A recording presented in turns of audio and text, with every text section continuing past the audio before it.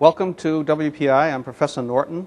We're in the Dynamics Lab, and I'm going to give you a brief demonstration of this four-bar linkage demonstrator machine, which we use in some of our classes. This was designed and built some years ago, I think in 1990, by two students as their senior project, and we've used it ever since. I'll give you a little description of what it is, and then we'll run it for you and show you what it does. It's a four-bar linkage, as I said. It's essentially a do-nothing machine. It doesn't have any particular purpose except as a demonstrator. So it does no useful work. We have the base link, typically called link 1, is the frame. This is the pivot for link 2, turning against link 1, so you would call that instance center 2-1 or 1-2. It's also typically labeled O2 as the fixed pivot in your textbook. This would be O4 over here, the fixed pivot of link 4, and that could also be called instance center 4-1 or I4-1. This pivot right here, a moving pivot, is between link 2 and link 3, which is the coupler. So this would be labeled instance center 2-3. At the other end of the coupler, link 3 couples to link 4, which is here. So this is instance center 3-4. And that completes the four-bar linkage. Link 2, 3, and 4 are the moving links. Link 1 is the fixed link. On the coupler, we have, at an arbitrarily chosen coupler point, placed a couple of accelerometers. You see one in the y direction and one in the x direction. And recognize that those y's and x's are in a local rotating coordinate system, the x-axis for which runs from one pivot of link 3 to the other. This line, of course, defines the kinematic link 3, just as this line right here defines the kinematic line 2. This is just excess baggage to provide a center of gravity that is not on the line of centers of the link, just for generality. Likewise, the center of gravity of this link is not on the line of centers, same being true of link 4. There's other instrumentation on this as well. A little hard to see from the current angle, but we will zoom in on that momentarily to give you a better look. But there are two force transducers of the piezoelectric variety, and they are located on the shaft, this being the shaft that drives the linkage. And we're measuring separately the x direction force, which we would call F12x, and the y direction force. You can see the red wire over here going to the y-directed transducer. The x-directed transducer is somewhat hidden. What you're looking at here is one of the four force transducers that is on the system. This is measuring the y-directed force in the 1-2 position, that is the shaft between link 1 and link 2, which is right here. That shaft is supported in a bearing, which you can see here. That bearing in turn is in a block. You can't see the pivot for that block, which is off camera to the left. That block is free to potentially rotate about its pivot in the up and down direction on this side, and that potential rotation is taken out to ground by this transducer. These transducers are sensitive only to one direction, this being the vertical direction in this case. So it's measuring only y-directed force. This wire takes the signal out to the analyzer that you saw earlier. Same arrangement on the other side. Down here is a transducer measuring the y-direction force at F14, and hidden behind it is one in the x direction to measure the x component of that force. You're looking now at an end view of the link 4 end of the linkage. So this is the pivot shaft for link 4. So that would be O4 in my terminology, or instance center 1-4. And you'll notice here that it is supported as a beam in two locations. Essentially a simply supported beam. So we have a support back here and a support here. And the way the transducers are arranged, you can see the Y transducer under here. That is in the position closer to the linkage. The linkage plane is actually here. And notice also that the linkage is not completely in one plane as we assume it to be theoretically. The links have to be stacked on top of one another in order to pass over as they rotate. So we are generating force in the linkage plane, and we're measuring force in the y direction in this plane, and we're measuring force in the x direction, in this case in this plane over here. That needs to be taken into account when you try to compare the forces that are measured with the forces that are predicted theoretically to exist in the linkage plane. So we have essentially 6 measurements, and down here you can see the panel where these measurements are brought out. This is an amplifier for those transducers. So we have F12X, F12Y, F14X, F14Y, acceleration in the X direction, acceleration in the Y direction. Now I mentioned that the acceleration is in this rotating coordinate system, but the forces are in the global coordinate system, which of course in the book is typically set up with the x-axis running through the 2 fixed pivots and the origin at the driving link, which is link 2. So the y-axis would be here for the global Y, labeled capital Y in the book, capital X. This whole thing is driven by a motor, which is also somewhat out of sight, but we'll show you a close-up of that in a moment. The motor is mounted in back of link 2. It is what's referred to as a gear motor. It's purchased with a gear head already on it. In this particular case, it's a worm and wheel, single reduction worm drive, and it is, I think, 33-to-1 reduction.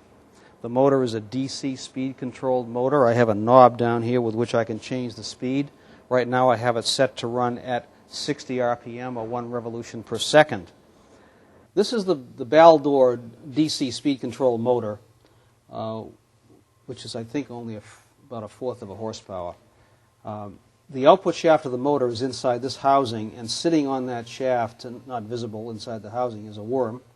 Worm, you may recall, is pretty much like a threaded screw, and that in turn is engaged with what's called a worm wheel, which is inside this portion of the housing, and that worm wheel is on the output shaft. That gives a 33-to-1 reduction, reducing the motor speed by that factor, and also, of course, increasing the torque by the same factor. So we have a large value of torque available to drive the input shaft to the linkage.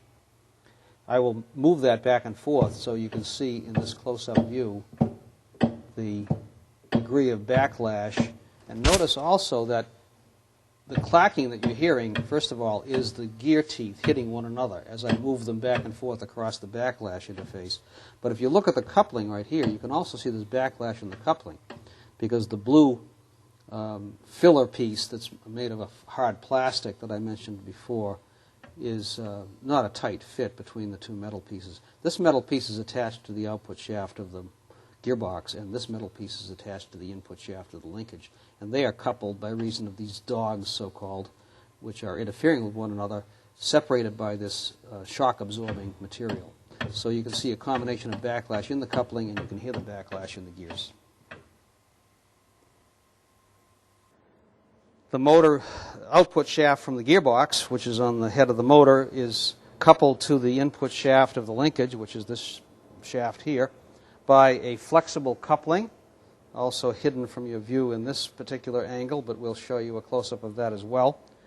And that allows for some misalignment between the shaft of the motor and the shaft of the linkage, which is inevitable when you assemble anything of even this limited complexity. Okay, what you're looking at here is the coupling between the motor's output shaft, actually the gearbox output shaft, and the input shaft to the crank. And you can see some little blue things moving around there. That's a plastic insert in between 2 metal pieces that act more or less like the knuckles of your 2 hands. If you put your 2 hands together with your knuckles and moved one with the other with some plastic in between your knuckles, you would have that coupling. And the presence of that plastic piece gives it some flexibility so that if my 2 arms were not perfectly aligned, then it would still turn. That's its function.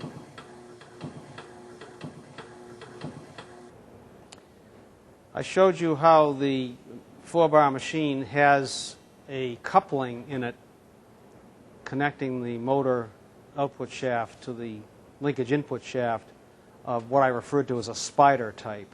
I have in my hand such a coupling. It was difficult for you to see with it in the machine exactly how it's constructed, so I thought it would be useful for you to see this separated, and I can take it apart for you very easily. So my 2 fingers represent the 2 shafts that are being coupled.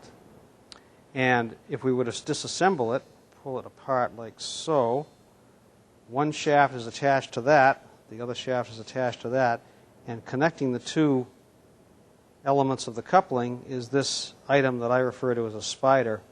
It's made of some relatively soft material. This appears to be some combination of cloth and plastic. Not sure exactly what it's made of. The one in the 4-bar machine is just a solid plastic. And you can buy these with various types of spiders, ranging all the way from metal, if you want a very stiff coupling, to fairly soft, rubbery type plastic. So the coupling assembles by simply putting that together. Notice also, let me take that apart a second, these are the same identical part. And it's always good design if you can use the same part twice, because I'm going to have to create tooling to make this, and if I make twice as many, I wash the tooling cost twice as fast. So that's a nice design advantage here. Same part used twice, sit the spider in there, rotate this to the appropriate location, put it together. Some set screws are provided to attach it to the shaft, actually not the best means of attaching to a shaft. Better to have a key perhaps or a double D. But be that as it may, this can be used to connect two shafts, and it allows some misalignment of this type, that's angular misalignment. It allows a very little bit of this kind of misalignment, sideways misalignment, and it allows a fair bit of axial misalignment, which is to say not in the same place axially. The one item I haven't described yet is the shaft encoder, which is on the very back of the motor shaft. Actually, it's on the gearbox output shaft. And that shaft encoder is coupled, as you can see, through a flexible coupling to the output shaft. This is a double-ended gearbox, so it has two sides to its output shaft.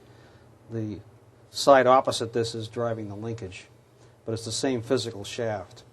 So this is going to measure rotational position of this shaft, and it gives me a pulse once per revolution. It also gives me a train of pulses. I think this particular one is 1,024 pulses per revolution, which I can use as a tachometer.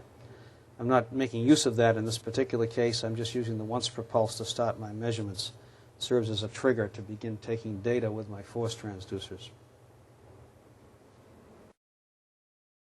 So I think I'll turn it on now and let you see and hear what it does, and I would encourage you as young engineers to use all of your senses to try to determine what this linkage is doing.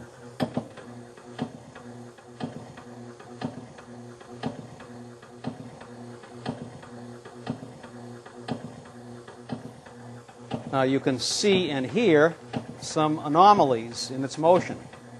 There's a very loud clicking sound. I'm going to later ask you to try to figure out what might be causing that, and I'll give you some hints along the way. And if you look very carefully at the crank, which is link 2, you may be able to detect that it's got some hesitation in its motion. And I can emphasize that or exaggerate it if I slow this down. You can very clearly see a hesitation right there and again there. So twice per revolution. I want to show you something else, and this is going to get a little bit noisy.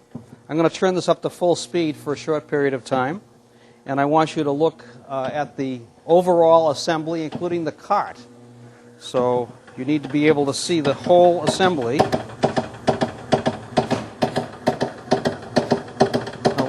I'm going to hold the pencil fairly still so you can see the relative motion between the cart and the pencil. Stop the agony there before it blows itself up. Now, I'm going to turn it back to about the 60 RPM position that we started with. Now, where's all this noise coming from? Well, if you were here and could put your hands on this thing to investigate it, you might decide to come up and put this in a little better position. And with it off, I have the emergency lockout engaged now, so it cannot run. So it's safe for me to put my hands in there. This has a safety shield, which is currently up. But if I grab this input crank, notice how much motion is possible. And also notice a sound that is not dissimilar to what you heard while it ran. Now, any gear train, and a worm and wheel in particular, has an issue called backlash, which refers to the clearance in between the gears. And worms and wheels are notorious for having large backlash. The backlash allows some relative motion, as you can see. I can move that crank probably 3 or 4 degrees without turning the motor. The motor is not turning at the present time. At least I hope it's not. I'll lose my hands if it does. So this sloppiness in the gear train, which is inherent to an inexpensive gear train, which this is, you could pay more money and get a gear train with much less backlash if you so desired. But this one is fairly inexpensive. So that gives me problems. When I analyze this linkage, as you've done in your classes or will do, you assume that the crank speed is constant with time. And that would be an ideal situation if we could obtain that. But obviously, I'm going to have some error in that constancy of speed with this backlash problem. Now, I'm going to move now over to the computer where I have running program fourbar. We're looking here at the animation screen in program fourbar, and I've put in on the left side the link lengths for this particular linkage and the coupler point location in polar coordinates, the distance and the angle. And also, on a separate screen, I told it what the moments of inertia are and where the CGs are located. So these little circles represent the centers of gravity of the links.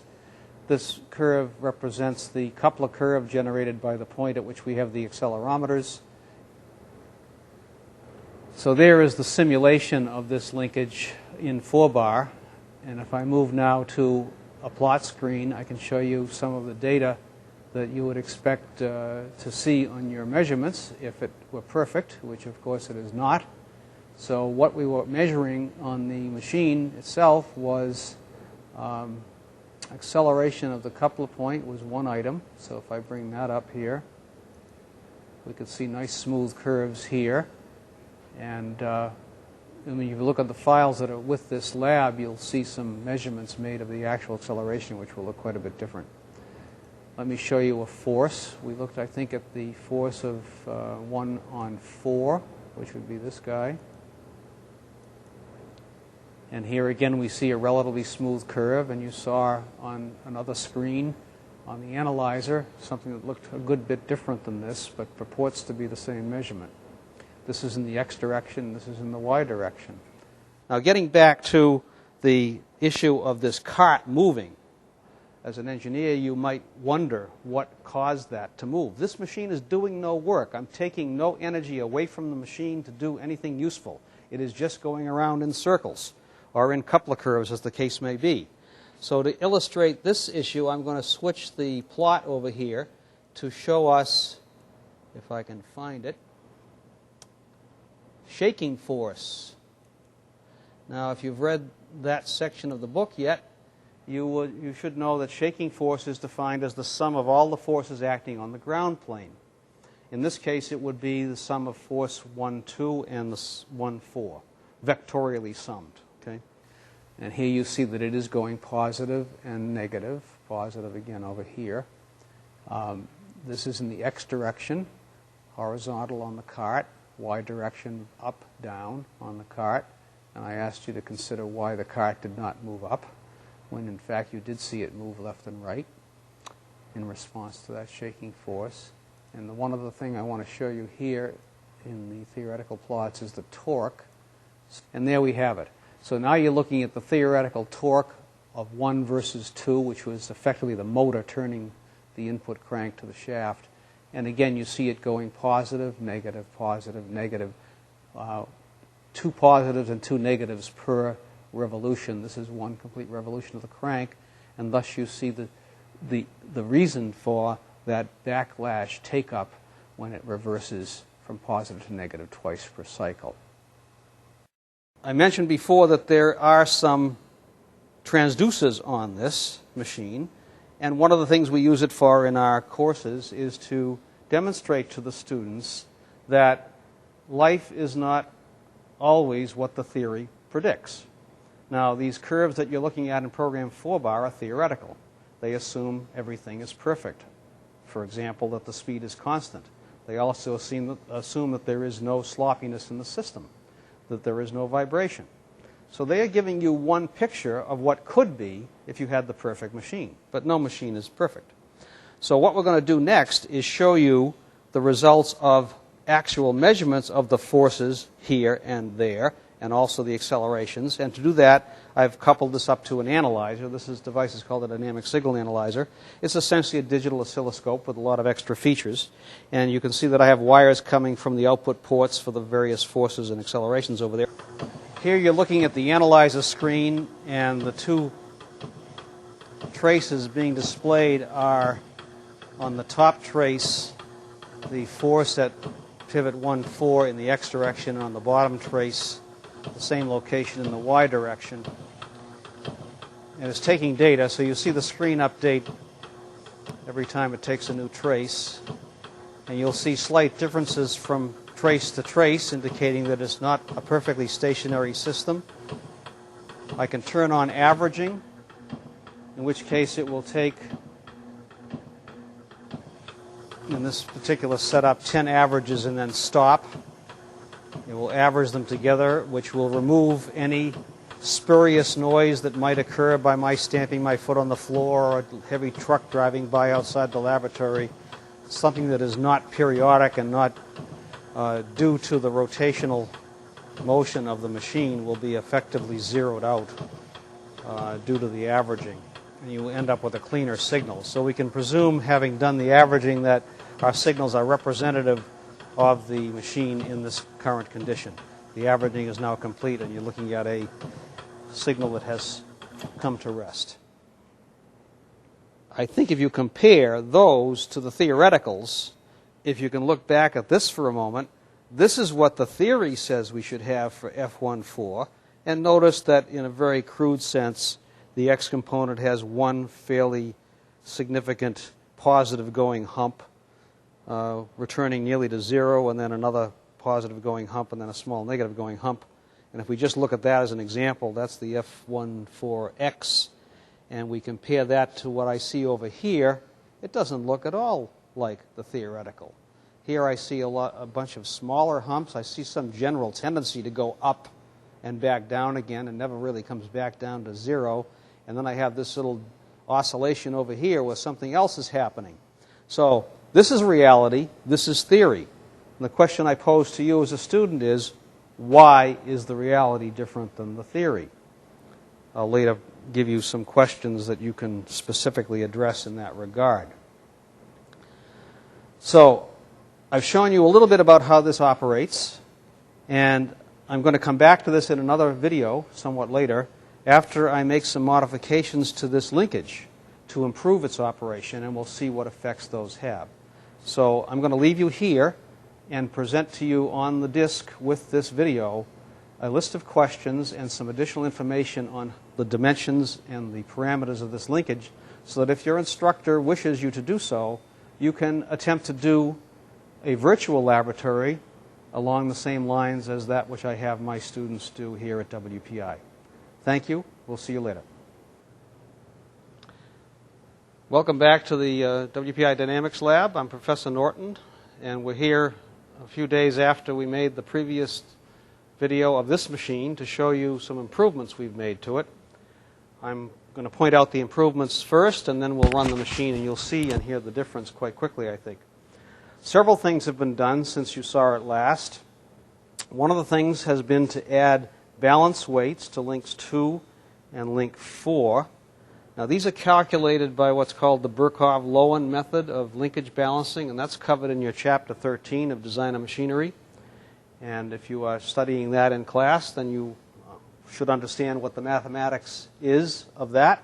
But in essence, what it does is calculate the location and the mass of balance weights that are necessary to place on the two rotating links, being the crank and the rocker, that fully compensate for the dynamic forces in all of the three moving links. That is, these are compensating for the coupler's motion as well. In effect, their addition takes the global center of gravity of the entire linkage to a particular point and holds it stationary.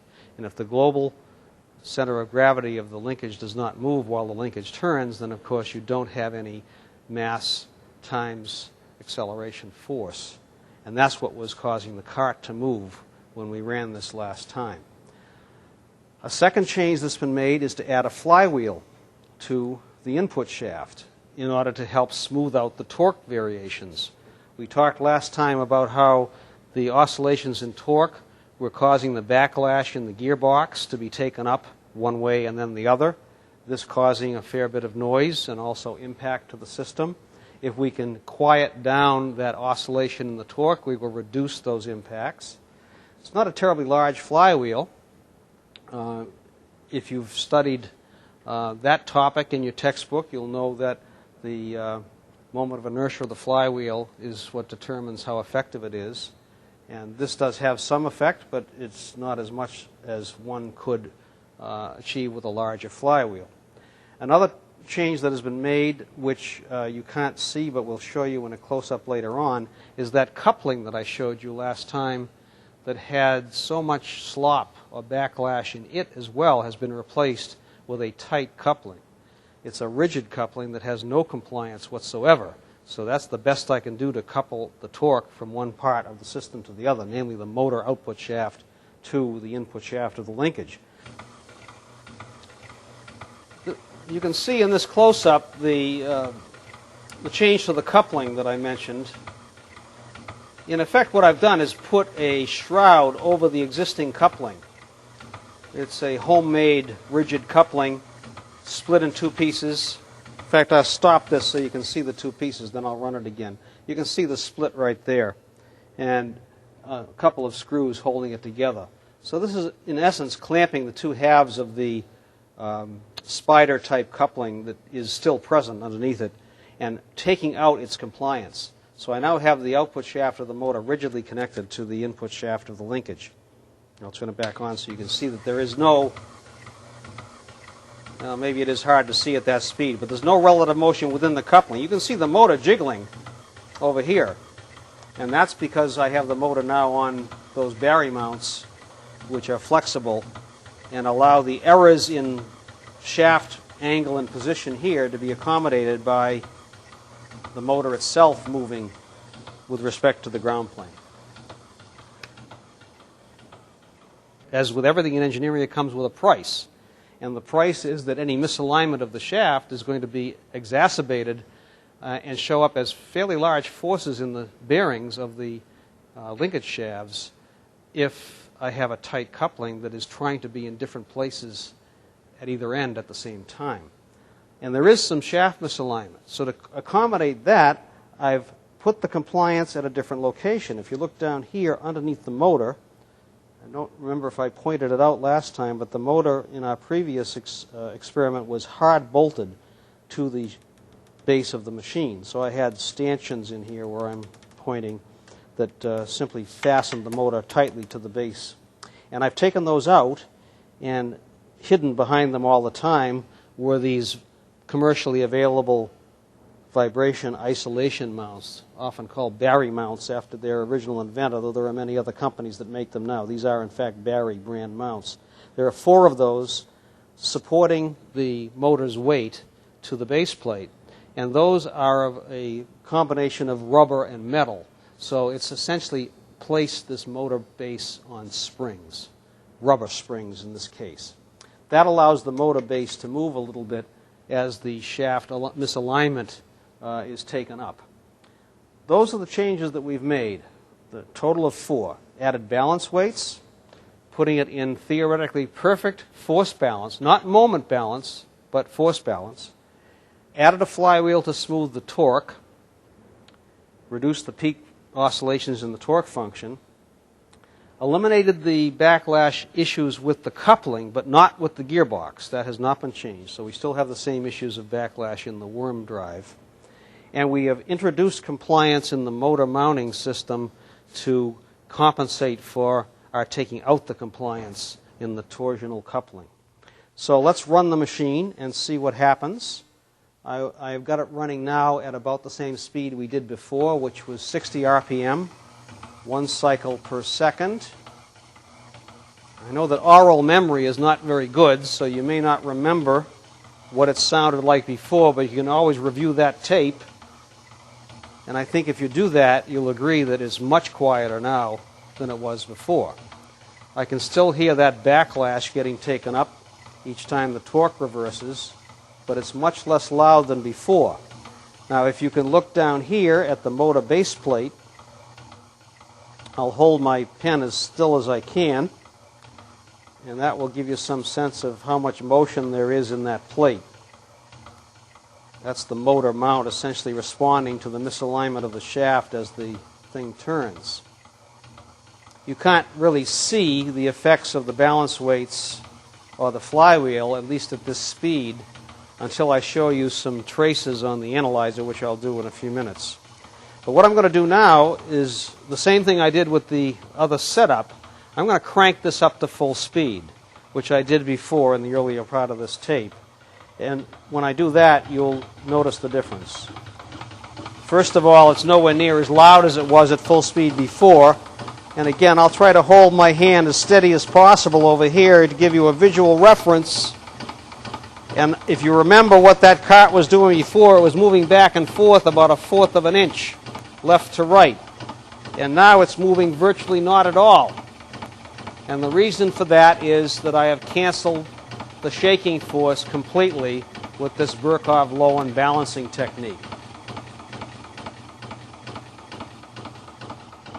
I'm going to turn that back down to a more reasonable speed before that worm drive beats itself to death.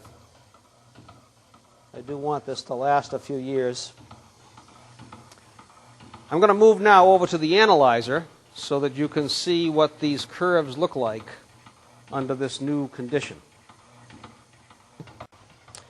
All right, here we're looking at the analyzer screen, the same analyzer we looked at before with the 4-bar linkage machine in a different configuration. And right now I've got the force at pivot 2-1, which is the crank pivot, in the X direction on the top trace and in the Y direction on the bottom trace. And those, if you look back at the others, you'll see look quite different now than they did before. Now, I should point out also that I think there's a little difference in the way I'm displaying these from the previous time. I've got 2 full revolutions, or just about 2 full revolutions, showing here. I have a 2-second time window, and as you know, we're running this at 60 RPM, which is a 1-second period. So I have 2 cycles approximately, and you can see the repeat. There you see some kind of a disturbance. That very rapid change in force indicates something happened, probably the backlash, and here you see it appearing again. So if you wish to determine the speed of this machine under the present conditions, and you had these data, which you do have on your disk, you can simply go in and query how many seconds there are between those 2 peaks. That is the period of your revolution of the machine. If you've looked at the 4-bar program version of these forces, you will recognize that these still don't look very much like the theoreticals. And that's one of the purposes of this experiment, is to point out to you as a fledgling engineer that things ain't always as they seem in the theoretical world. So real machines make noise, and we have plenty of evidence of that here. I'm going to switch the display now to 2 other transducers. I'm listening now to the 2 accelerometers, which we also looked at before. And I see somewhat cleaner and more quiet curves here, but they still don't look an awful lot like the theoreticals. If your instructor has you do this as a lab exercise, then, and if he does what I would do and do with my students, I